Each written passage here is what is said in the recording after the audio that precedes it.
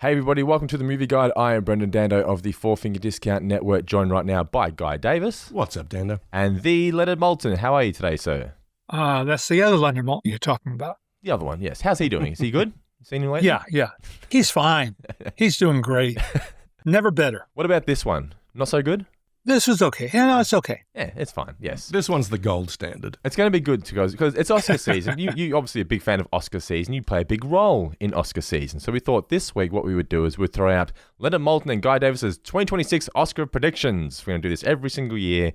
Ooh, boy. Do you not have a drum roll stored up? I just played. Didn't you hear it? I just played one. I added it and posted it. It's fine. It was the air horn that normally plays at raves. By the way, let's get this correct. This is actually the Leonard Maltin Oscars experience featuring Guy. Yeah, the Oscars is coming up the 15th of March, I believe. In March, yeah. So, Leonard, do you usually do something when it's Oscar night? Do you have like an Oscar party at your house? Do you do some sort of celebration every year? What's the Oscar night like in the Maltin household? Well, it has varied over the years. There was a large chunk of time when my assignment for Entertainment Tonight was to do a wrap-up commentary on the night, on both the broadcast, the show itself, and the winners and losers. No one is the loser, of course. But at the time, let's see, from 1998 to 2004, I was the film critic for Playboy Magazine.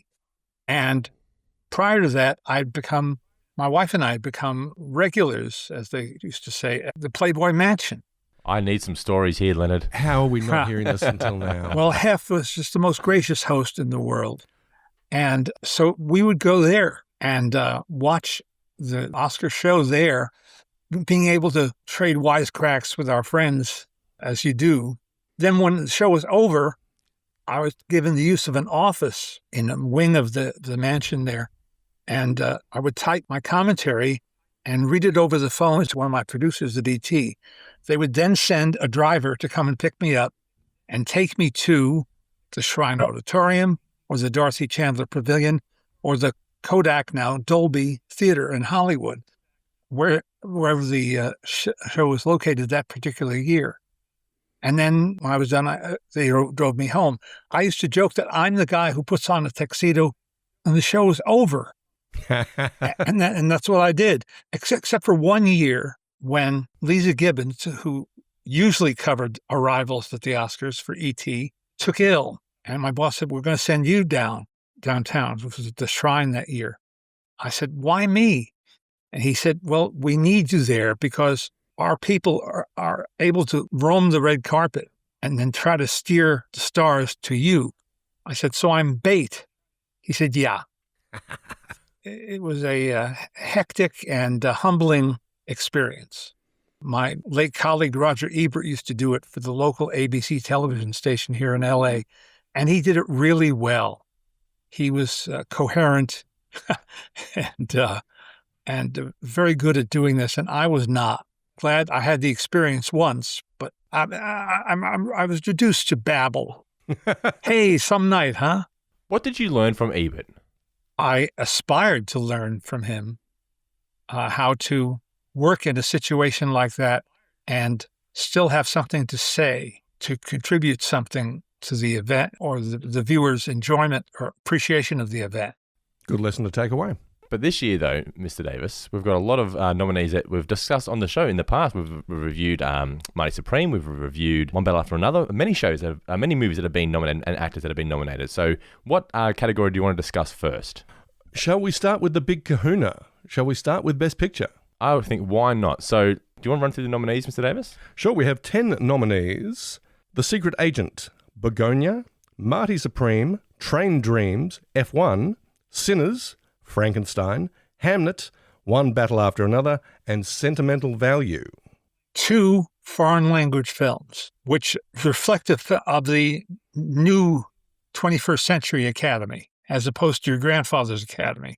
It used to be a very American-centric, very Hollywood-centric kind of award ceremony. Very Hollywood-centric, and only 5 nominees in that category for most of those years. Now it is a more global organization, diverse in every meaning of that word, and so therefore tougher to predict.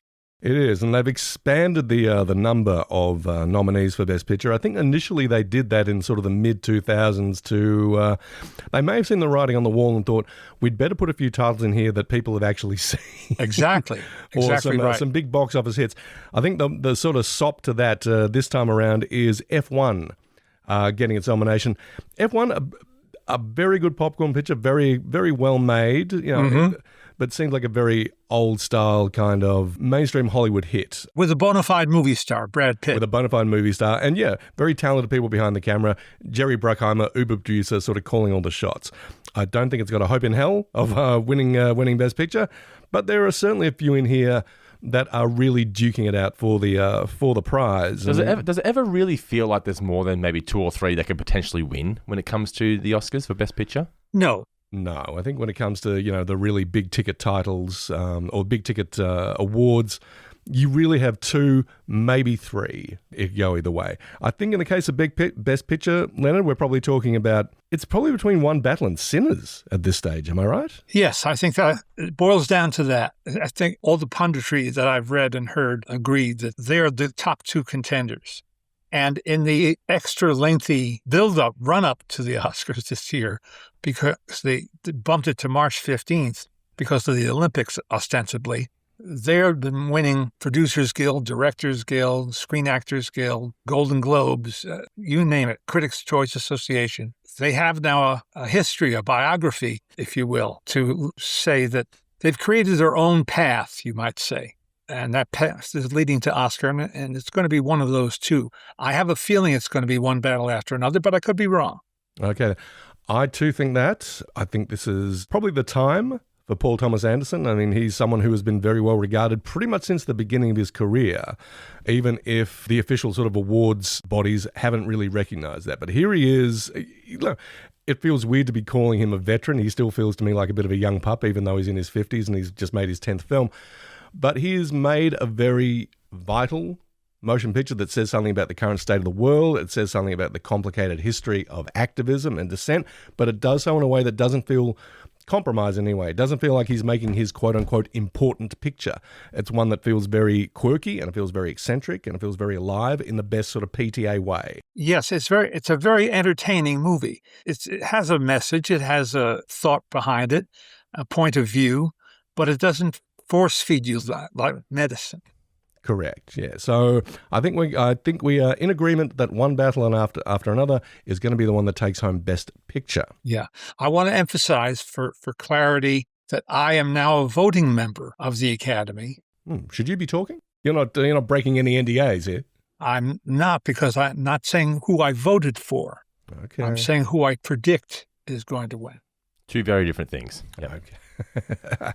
Do you think they'll go with Best Picture and Best Director both getting the same accolade, or do you think they'll go, this one can have, Sinners can have Best Picture and PTA can have Best Director? Or do you think it'll be... Well, they don't get to consult. They have about 10,000 members now all over the globe, and there's no mass meeting where they all exchange their agendas. I think you should probably explain the process to the common person, like the normies like myself. How does it all go down? How does the voting process happen? How many people are involved? Well, it has evolved.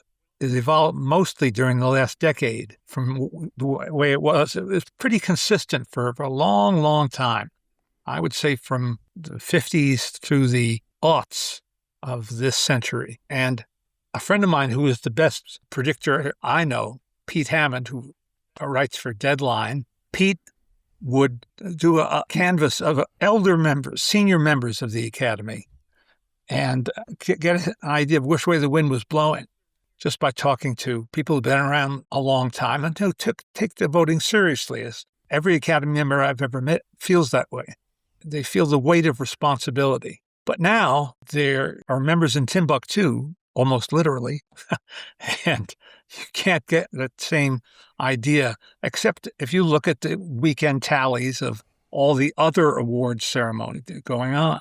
And one more thing, they use a weighted voting system now. Yeah. They've done that for at least 10 years now. They've been doing this. And for at least 10 years, I've not understood what that means. Just know it exists. There are videos on YouTube, if anyone is interested enough to be curious to find out the answer of how weighted voting works. It means that everybody votes a certain film as their third choice, has no chance of winning the Oscar. They count the first choice ballots initially and then move down the line. Our American friends always do weird things with votings. I'll never understand the Electoral College as long as I live. When you do the voting, Leonard, do you obviously do it online? Do you have to do all the categories at once, or is it something you can sort of take your time with? I think you have to do it all at once. I did it all at once. And there's some categories like a documentary and documentary short and live action short, animated short, where you have to actually vouch or prove that you have seen all the films in that category in order to vote. We say with all due respect to categories like the ones that Leonard just mentioned, we're not going to mention those ones today. We're really sort of going with the heavy hitters. So we'll move on to Best Director. The 5 nominees for this category are Paul Thomas Anderson for One Battle After Another, Ryan Coogler for Sinners, Josh Safdie for Marty Supreme, Joachim Trier for Sentimental Value, and Chloe Zhao for Hamnet. Look, a lot of people are big on Ryan Coogler for Sinners in this one. I think he's pulled together a fantastic film with some really unforgettable scenes. For mine, as much as I enjoyed Sinners, I thought the movie kind of slackened in its final third, lost a little bit of momentum, whereas One Battle kind of maintains its momentum all the way through. So again, I'm going with PTA for this. I mean, there are times when you will see that something will win Best Picture and the director of not that film will end up picking up that title. I think maybe the most recent one that I can recall is Argo won Best Picture, Ben Affleck did not win Best Director. Again, you've got that system that you're talking about. But PTA sort of holds it together all the way through One Battle After Another. It is engaging from go to woe, no real slackness in there. So, yeah, I'm going with PTA for this one. Well, I agree completely. And you know that there's built-in anomaly with expanding the category from 5 to 10 nominees, which is it guarantees that 5 directors won't get nominated. Sure. It doesn't make sense on the surface of it, but you have to understand the workings of the Academy. Let's talk about Best Actor. Our nominees are Timothée Chalamet for Marty Supreme, Leonardo DiCaprio, One Battle After Another, Ethan Hawke for Blue Moon, Michael B. Jordan for Sinners, and Wagner Maurer for The Secret Agent. Bit of an open race, this one. A lot of people are all for Ethan Hawke. They think it's his time. I'm a big Hawke guy, and I would love to say that. He's campaigned like a champion as well. He's done a really good job of just... He is like the young elder statesman of indie Hollywood right now. Anytime an interview comes up with him, he just seems incredibly wise, articulate, engaged, so much interesting stuff to say. I'm not sure if this is his first Best Actor nomination. He's been nominated before, I think, for Training Day back in 2001. But I'd love him to get it. I don't think it's him this time around. I think this is really going to be between Chalamet and Jordan. Jordan's got he had an incredibly difficult job in Sinners playing these twin brothers, distinguishing them, but also showing the similarity at the same time. I would not begrudge him the award at all. I think that job had an incredible degree of difficulty, and it was a real sort of charismatic movie star performance as well that had great acting in it. I wouldn't deny this award to any of these candidates. No.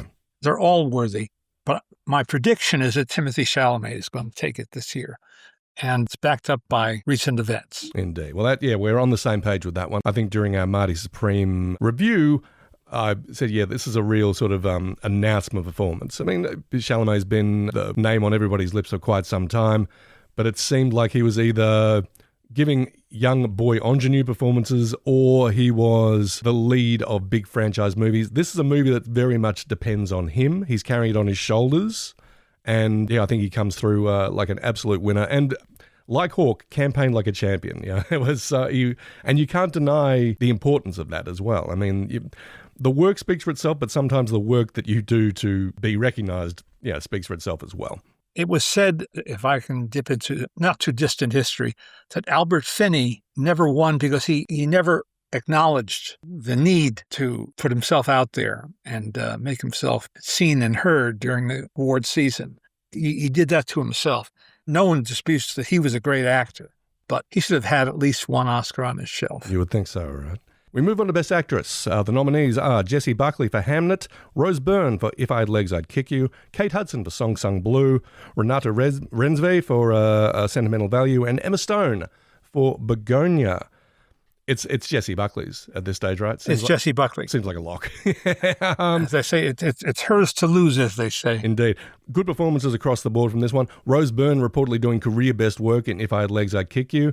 I'm very glad to see the ascent of Rose Byrne, and I just don't say that just because I'm Australian, but she's proven so incredibly versatile over the years. But this seems like, again, next level stuff, showing sort of dramatic chops that one may not have anticipated. She has next level that I don't want to spend any time in. If I Had Legs, I'd Kick You is not exactly a fun night at the movies. I found that movie an ordeal, an absolute ordeal. And I love her. I love her with Seth Rogen on Platonic. Mm-hmm. She's a wonderful actress, a great comedienne, a fearless performer. Yeah. But that movie just drove me nearly to Drick. Oh, my God. Put that on the poster. Best Supporting Actor. We have Benicio del Toro for One Battle After Another, Jacob Elordi for Frankenstein, Delroy Lindo for Sinners, Sean Penn for One Battle After Another, and Stellan Skarsgård for Sentimental Value. I'm always a fan of the Best Supporting categories. It seems to me that this is where you find really interesting work, and it's always unpredictable as well. Yes. I think, in previous years we've seen, what, they gave it to so-and-so? And I always find that fascinating. I agree on both counts, Guy.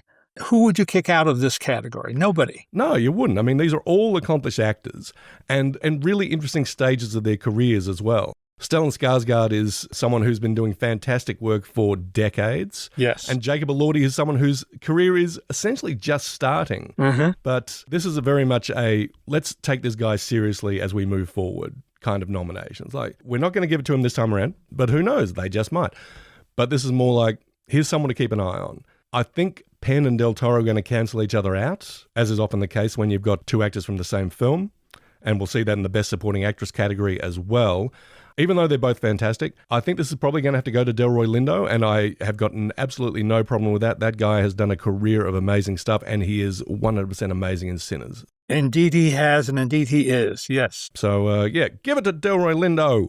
All right, Best Supporting Actress, we have Elle Fanning for Sentimental Value, the actress who will undoubtedly hate me eternally because I can't pronounce her name, Inga Ibsdotter Lilias for Sentimental Value as well, Amy Madigan for Weapons, Wunmi Musaku for Sinners, and Teyana Taylor for One Battle After Another. Teyana Taylor is very, very good in One Battle After Another, but not in it all that much. Wunmi Musaku is fantastic in Sinners as well. Again, with the Sentimental Value, I think these two actresses might be cancelling each other out. So, Amy Madigan for, again, a career that's long and storied. She's an actress who has just consistently worked well, even if she hasn't never been...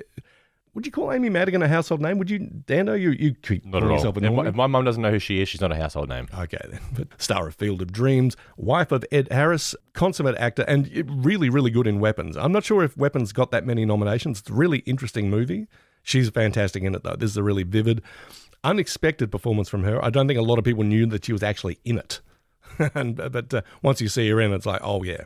So I'm going to go with Amy Madigan. Leonard, your thoughts? I'm going to do the same. It would be a shoo-in if this were the old Academy, if this was a Hollywood-centric Academy, because she has been on the scene a long time and done consistently fine work with and without her husband. Indeed. But this is more up for grabs, I think. So was there a mentality in your grandfather's Hollywood, as you say before, that, oh, well, it's their time, they deserve it, let's just give it to them this time, as opposed to whether it's actually the best performance? Yes, well, for sure, because Al Pacino, I think, was nominated 7 times and then finally won it for my least favorite Pacino performance in Scent of a Woman.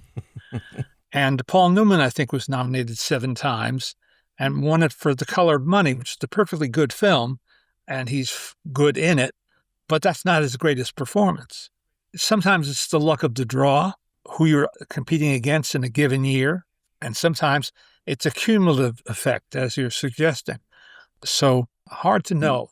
Do you think when there's someone nominated who passes away, do you think there's an inclination to give it to them as well? I'm thinking of Heath Ledger for Dark Knight. And Peter Finch for Network. Yeah. How's that for quick trivia, huh?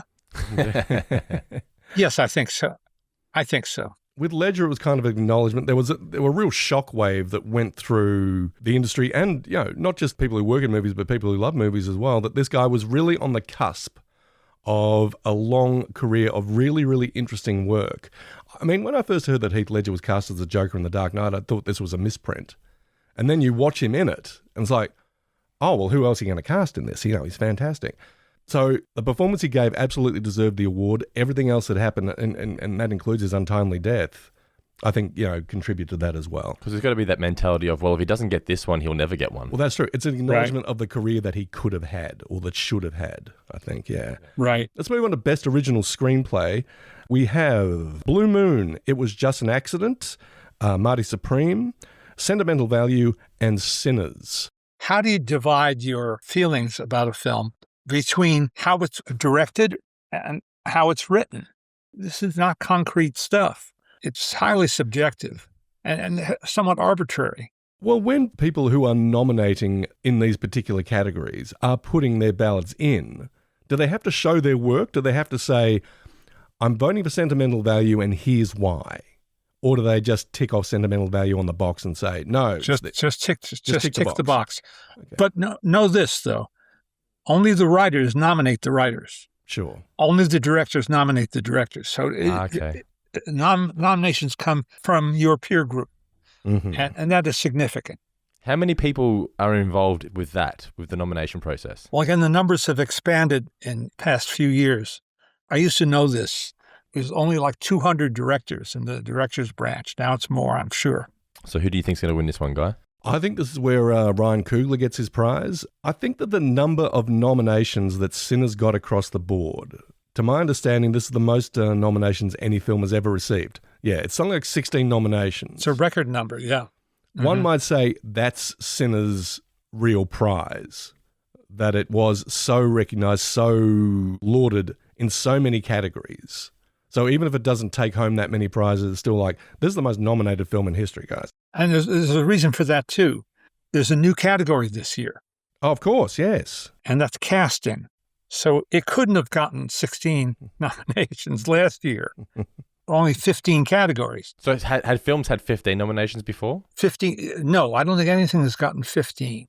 But yeah, I think this is where Coogler gets his prize. I mean, I think the script for Sinners is really thematically rich. I think it's a really great genre piece. I mean, essentially it's a siege movie with vampires. It's from dusk till dawn. Irish vampires. Yeah, the best kind.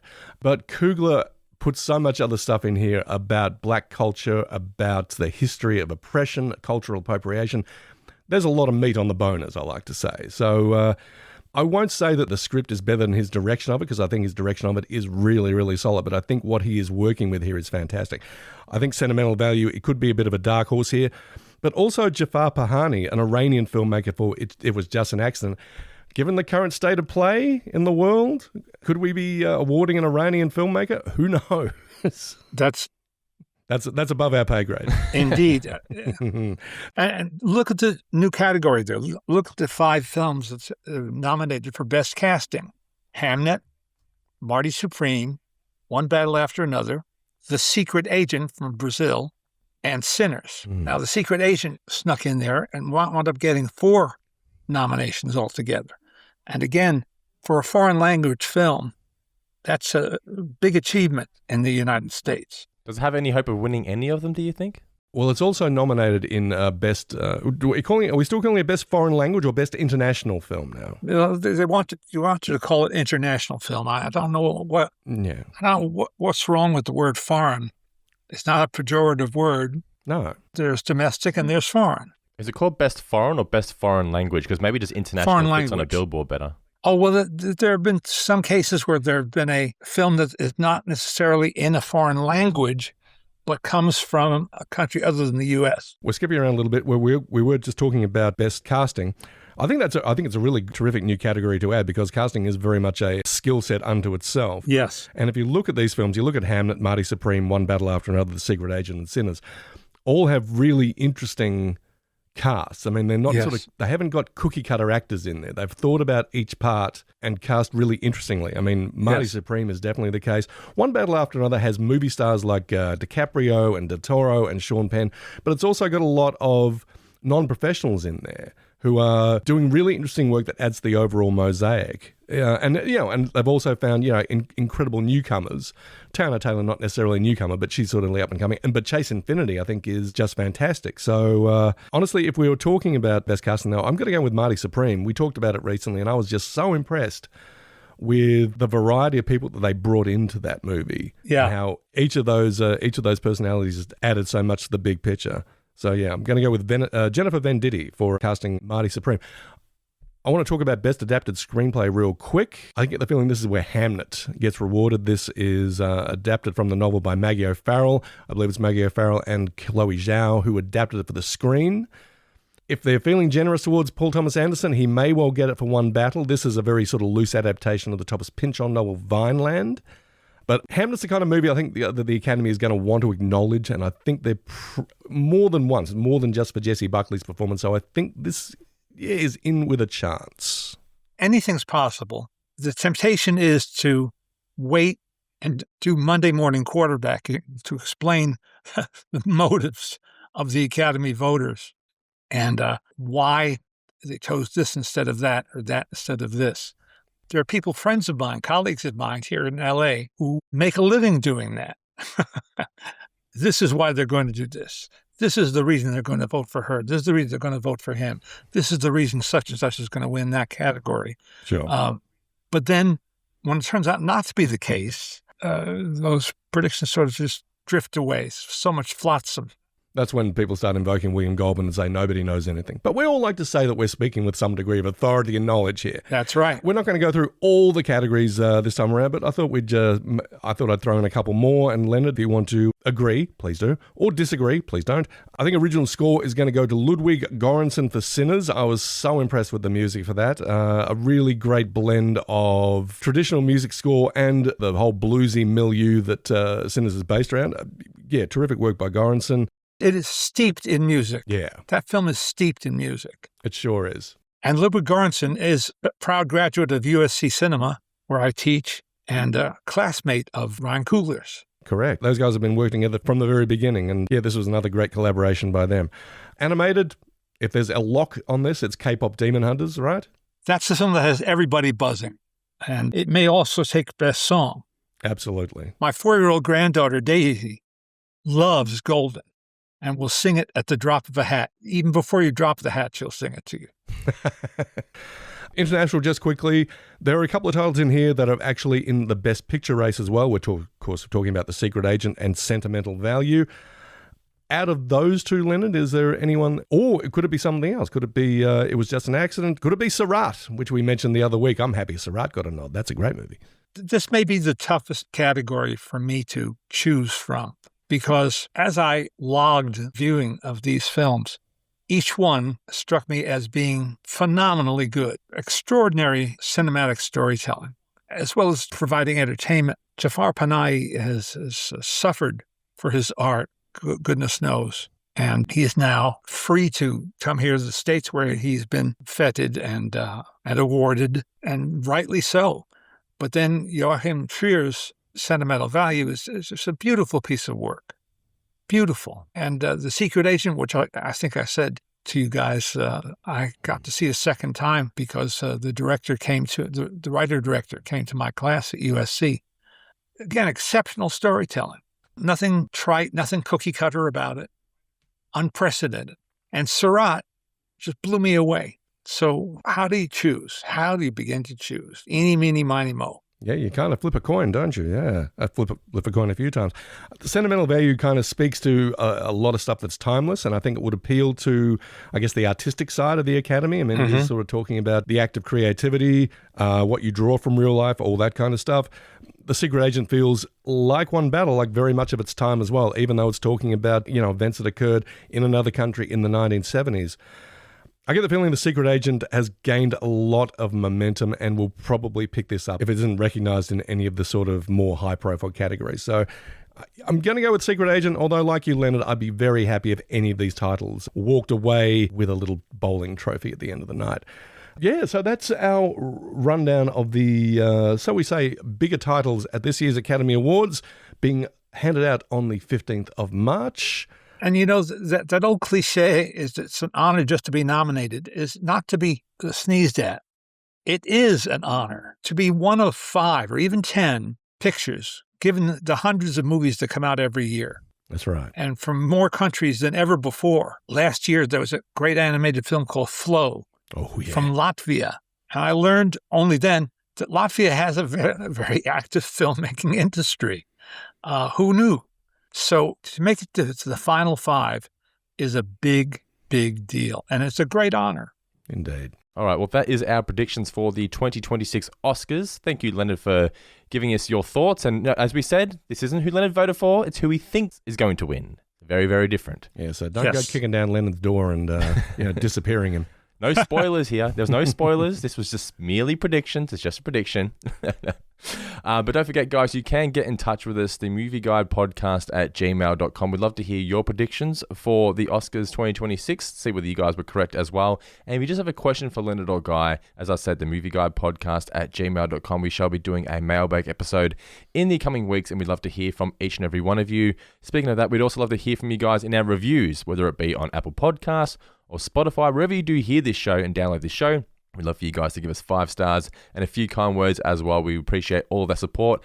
And when it comes to support, you can support the show on Patreon for as little as just $2 per month. You get early and ad-free access to the show, as well as access to exclusive podcasts as well. So you can find that patreon.com/themovieguide. Please support us on Patreon for as little as just $2 per month. But this has been our predictions for the Oscars 2026. Thank you, Guy. Thank you, Dando. Thank you, the Leonard Maltin.